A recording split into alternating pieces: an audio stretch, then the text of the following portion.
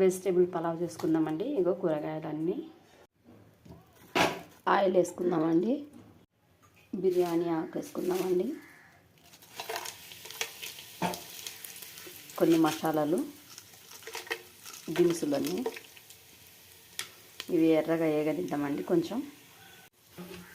ఇప్పుడైతే ఆనియన్స్ అవి వేసుకుందామండి.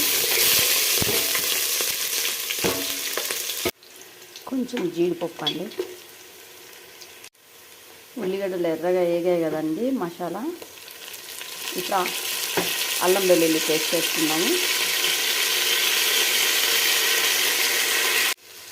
మసాలా బాగా ఎర్రగా వేగిందండి. కొంచెం పుదీనా ఇంతే ఉందండి, అందుకే ఉన్నదే వేసేసా. ధనియాల పొడి,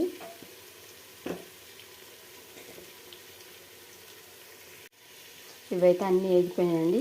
కొంచెం గరం మసాలా కూడా వేసుకుందాం. మసాలా అయితే వేగిపోయిందండి. ఇప్పుడు కూరగాయలు అన్నీ వేసుకుందాం. నేను చిక్కుడుకాయలు కూడా వేసినానండి. చిక్కుళ్ళు మొత్తం అన్ని కూరగాయలు వేసాను. వంకాయలు కూడా వేసి చూద్దాం అనుకుంటున్నాను. ఎప్పుడైతే వేయలేదు, కానీ ఇప్పుడు ఒకసారి వేద్దాం ఎలా ఉంటుందో టేస్ట్ అని అనుకుంటాను. వేస్తాను, వంకాయ కూడా వేస్తానండి. ఇప్పుడు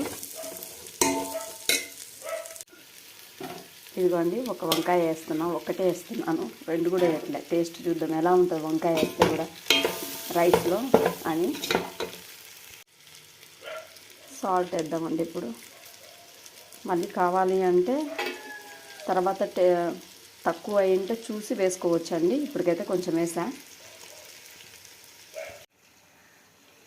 వెజిటేబుల్ పలావ్ చేయడం కోసం చూడండి ఎంత రోత అయిందో.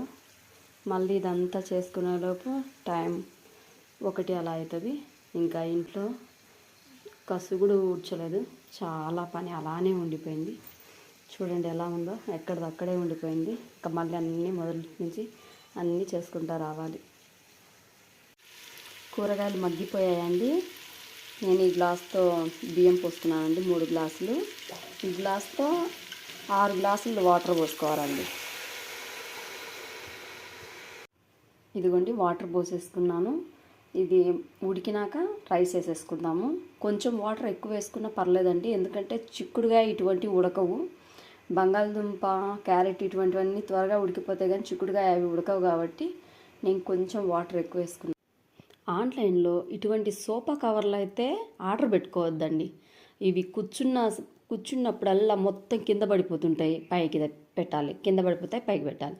ఇదే పని పొద్దున్న నుంచి సాయంత్రం వరకు ఎన్నిసార్లు కూర్చుంటే అన్నిసార్లు ఇదే పని చేయాలి. అందుకని ఇటువంటివి కొట్టద్దండి.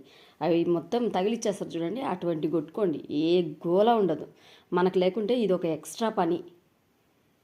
అలానే ఉంటే చూస్తూ ఉండలేము. చూడండి ఎలా ఉన్నాయో గందరగోళంగా, చిరాకు వస్తుంది.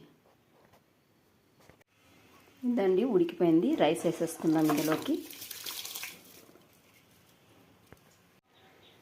అయిపోయిందండి. ఇదిగో కొంచెం కొత్తిమీర చల్లుకుందాం. అయిపోయింది వెజిటేబుల్ బిర్యానీ. Share, subscribe.